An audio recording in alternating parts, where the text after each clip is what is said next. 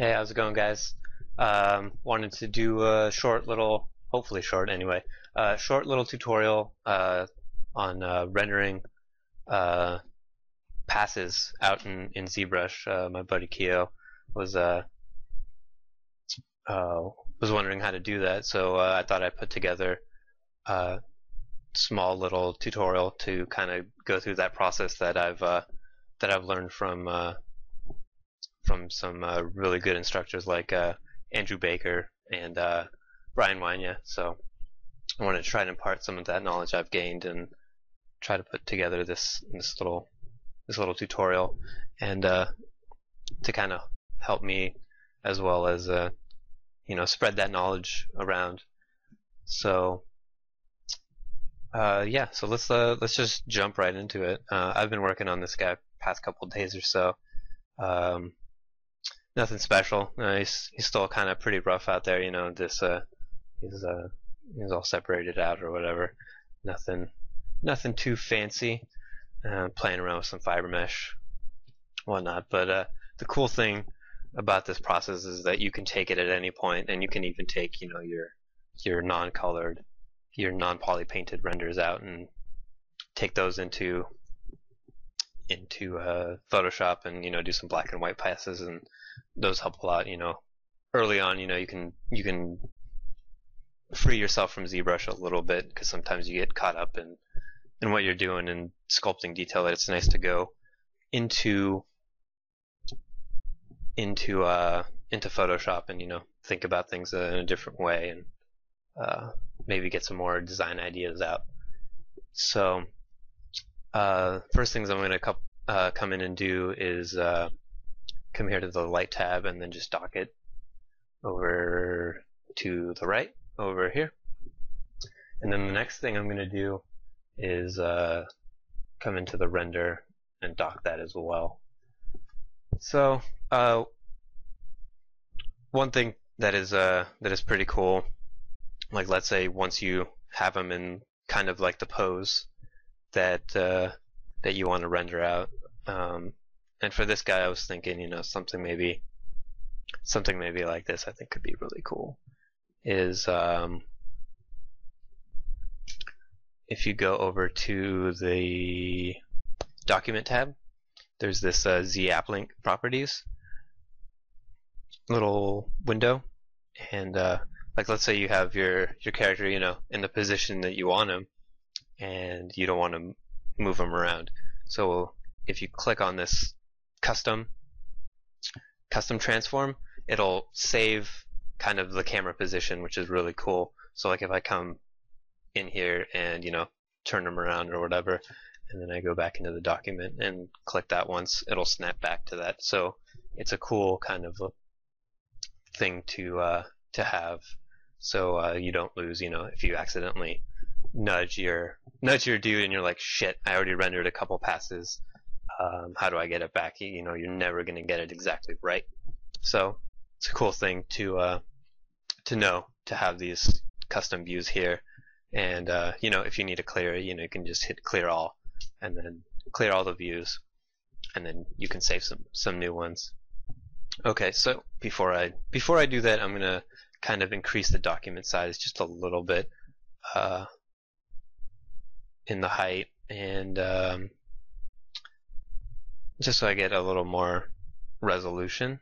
So I'm gonna go to resize, yes, and then control N to drop the document, and then drag him back in, and then hit edit up in the top left.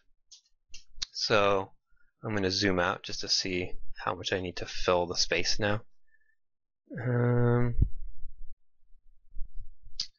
You know what? I think I need a slightly thinner.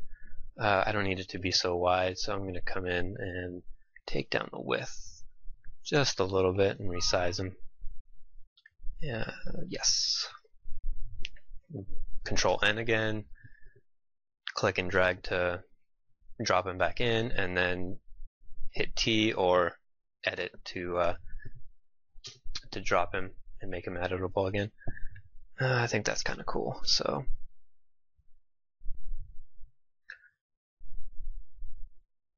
Or maybe not. Maybe I need that extra width because otherwise I'm not getting that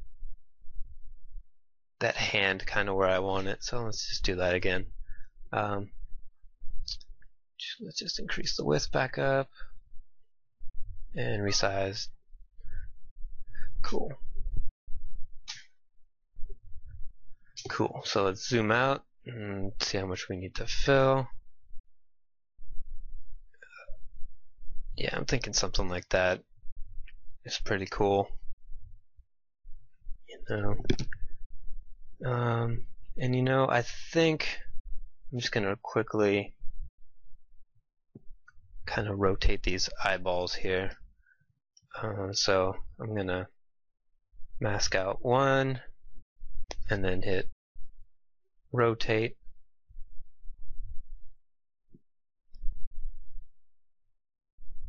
Kind of rotate them a little bit this way. Maybe not.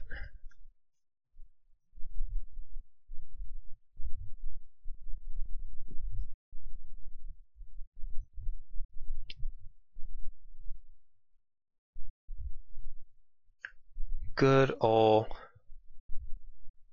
transpose. Cool. Right there. And I'm going to move it a little bit back into place.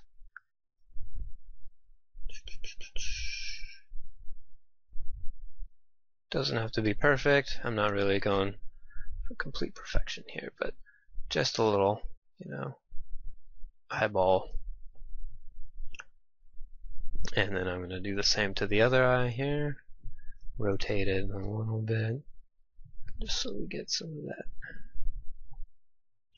Just to give a more interesting kind of eye line going.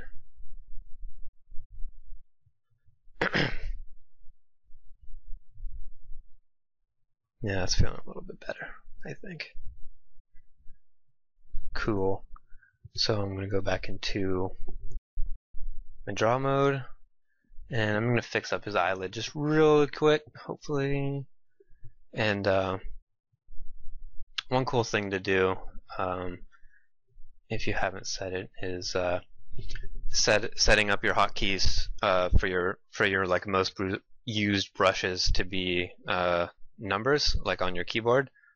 So for me, I have 1 set to move because I use move all the time, and then 2 clay buildup, 3 my Damien standard, 4 my orb crack brush, which is amazing, 5 is my inflate, and then 7 snake hook, and those are like my most used brushes. So having them at the ready always, like I can quickly go between the two. I don't even have to open up the brush menu or play with any of that. So I treat my Zbrush like a first person shooter, having my brushes always at the ready.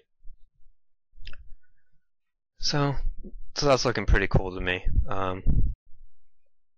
Not perfect. I just kind of want to get a rendering out just to kind of see where I can eventually take this guy, So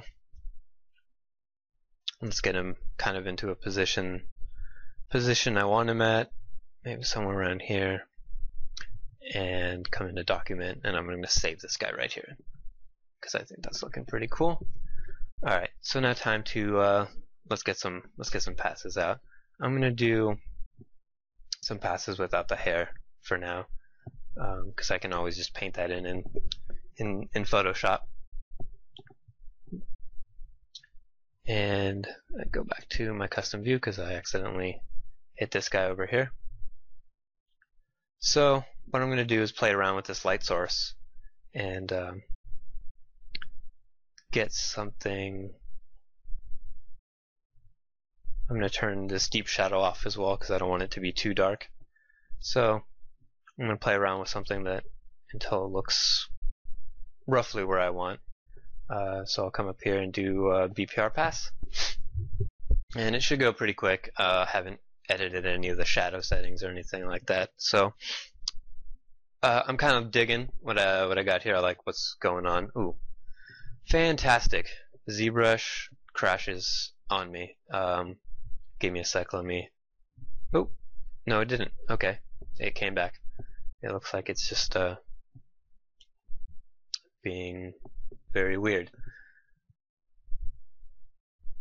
Or maybe it did. Damn.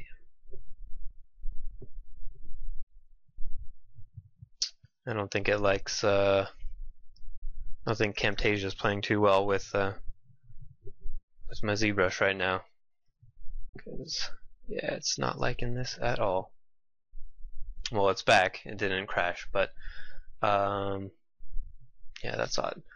Yeah, so if you look at the shadow pass over here, I'm really liking kind of seeing those shadows kind of run along the fingers. I think that's a neat effect, as well as I'm getting kind of the details, you know, to pop kind of where I want them, and that shadow under the cheekbone. And so what I'm going to do is, before this crashes again, I'm just going to save the project file out in case it crashes, and then I just need to reload it real quick. So I'm just going to save it to the desktop. Goblin Dude 01. Cool. So I got that going. I'm going to do so I have the light kind of roughly where I want him. I'm going to go in here to the PPR shadow and blur the shadow a little bit and increase the angle, and that's just going to kind of soften the shadow a little bit. And then to get a more precise looking shadow, I'm going to increase the raise just a little bit. The more you increase it, the longer the render time is going to be. So there's a little trade-off, but even if you turn it up a little bit, it's still going to be a pretty quick render. So for my base pass, it should be fine. And I personally like the skin shade 4, as do other people, but feel free to play around with different materials, you know, for your base pass. You know, sometimes some of these matte caps can give you a cool a base pass.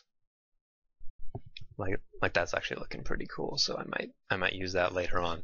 But for now, I'm gonna do skin shade 4, and I'm gonna do one up here, export with no shadows or anything like that. So I'm gonna make a new folder, call it Goblin Renders here, and I'm just gonna call this base color 01. So I'm gonna do a BPR real quick.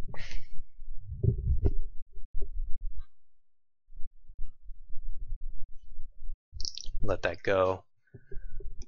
So yeah, it's already taking a little bit longer.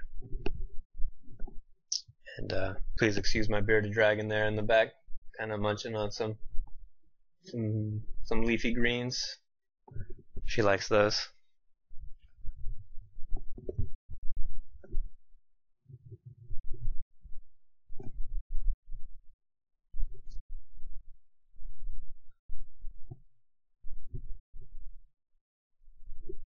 Yeah, I apologize, it's taking a little bit, but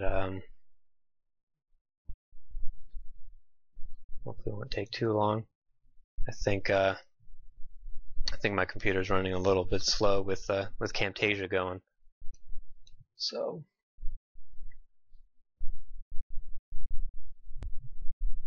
I'm just gonna pause it real quick while this finishes rendering. Cool, and we're back. Oh, and I lost it, but that's okay. So here we go. So we've noticed now in the shadow, it's a little bit softer. It's kind of hard to see in this small little window, but what I'm going to do is I'm going to save out these passes. So here's my depth pass, here's a shadow pass, and a mask, because that'll be useful. And one more thing, I'm going to turn off shadows and then do ambient occlusion. And I'm not really going to mess with the settings too much. I might turn the strength up a little bit. And turn the blur down just a bit, and I'm going to do another BPR real quick, just so I can get an ambient occlusion pass.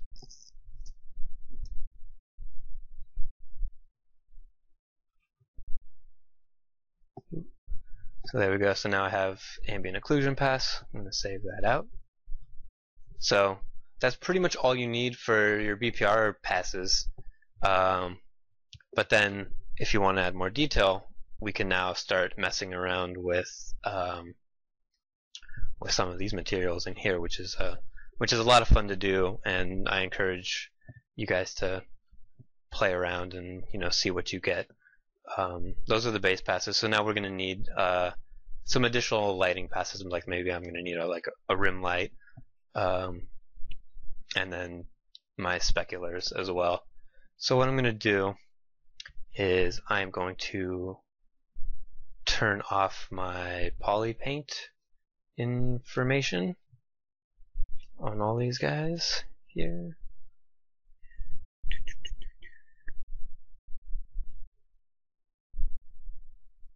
Why did it not turn off on that guy?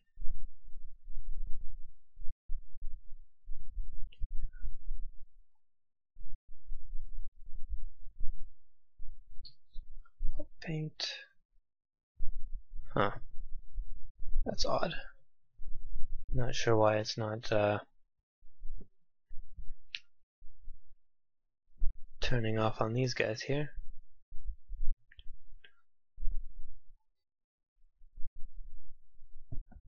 Very, very odd. Okay. Well, for the purposes of this demo, I'm just going to ignore that guy for now.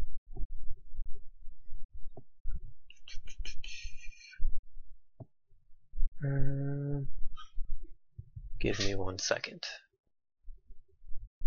Okay, I'm back.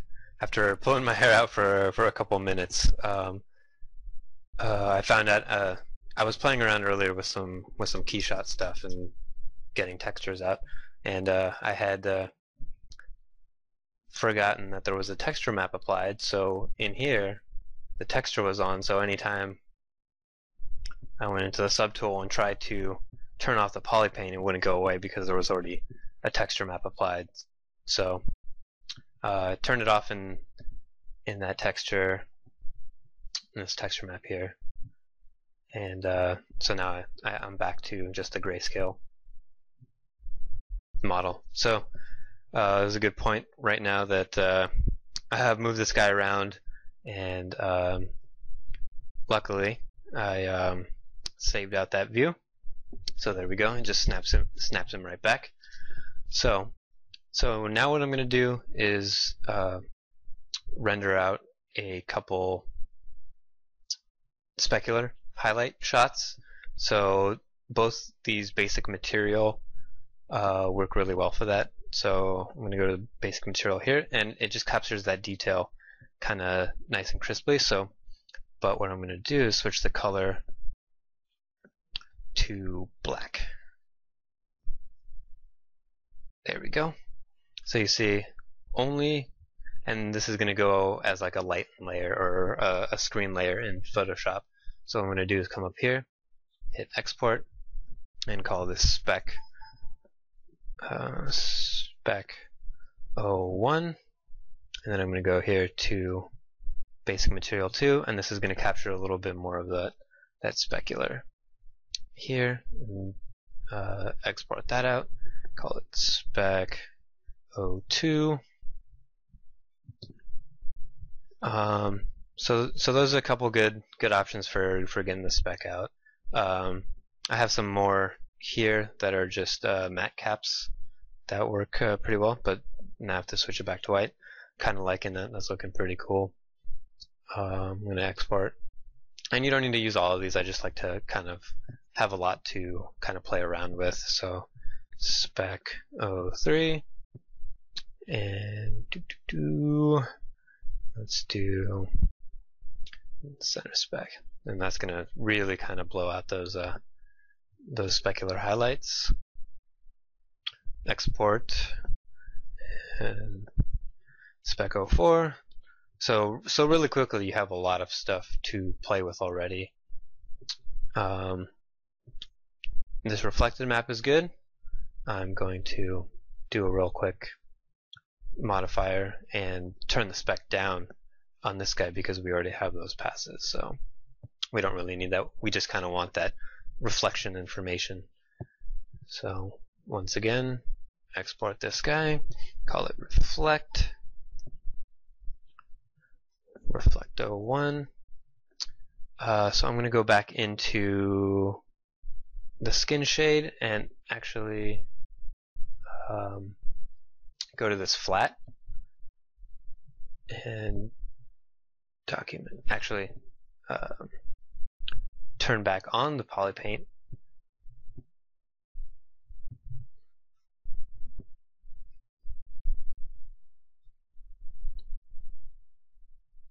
Turn the poly paint back on. There we go. The eyeballs. So just so I have like a flat color to mess around with later on down the line in case I need it. So there we go. I'm going to take this guy, document, export, flat color 01. And alright, let's go back to preview and then turn these guys back off. I don't need the color.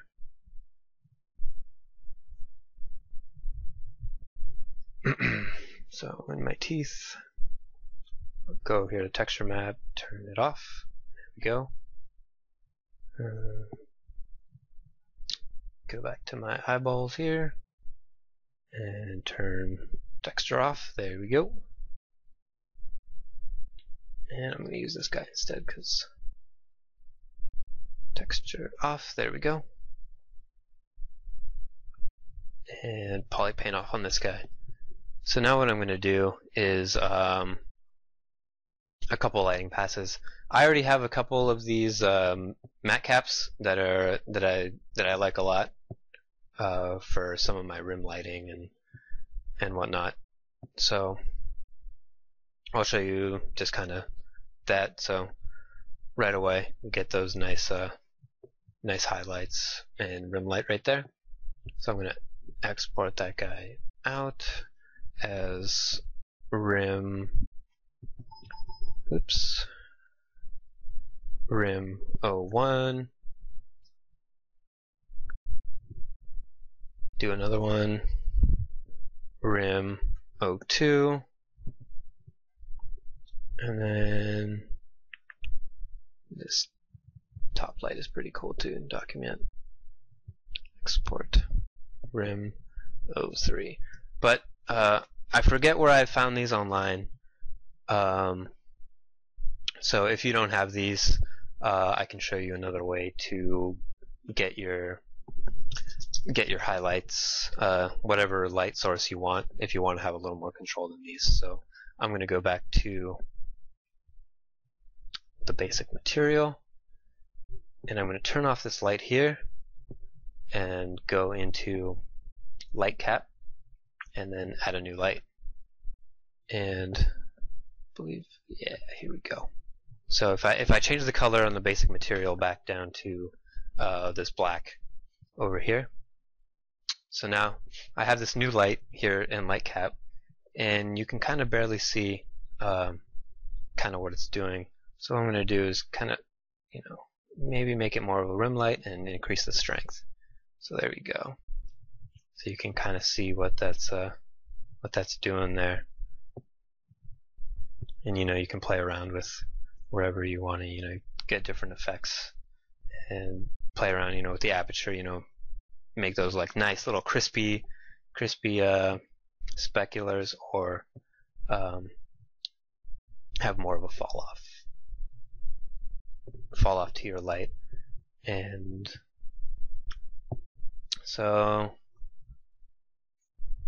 I think this is looking pretty good.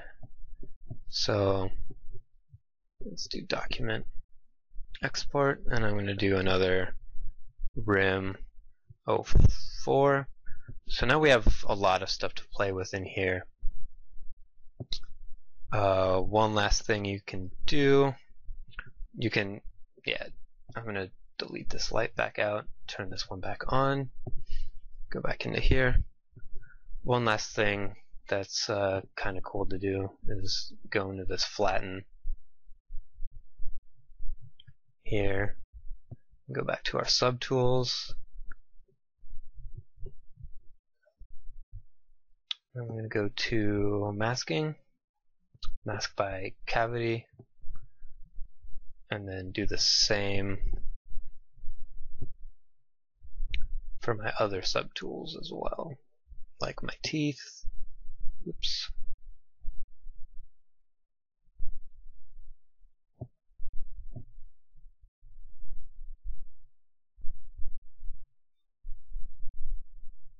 Oops. Oh, it looks like I can only do one at a time.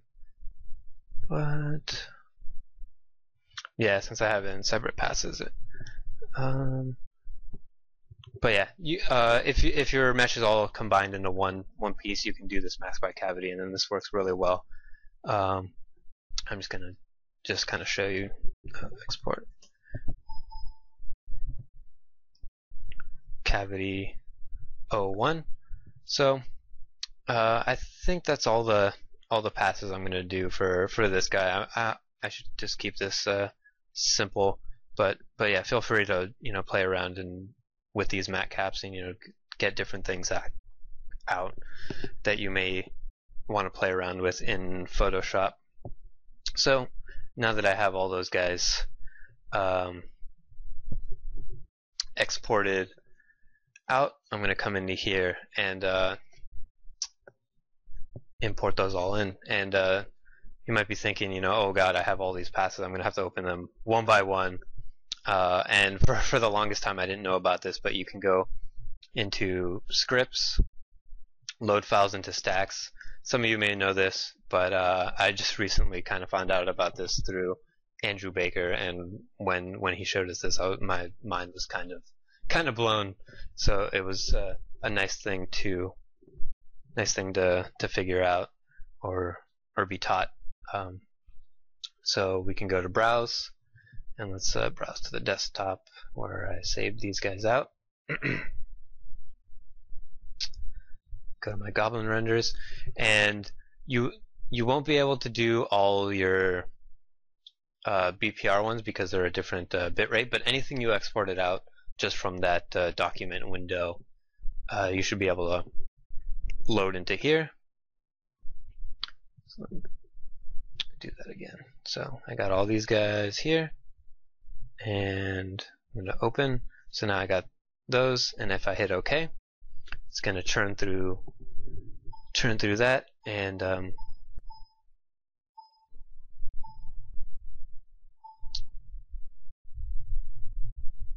there we go. So now we have those all in one Photoshop file, kind of laid out.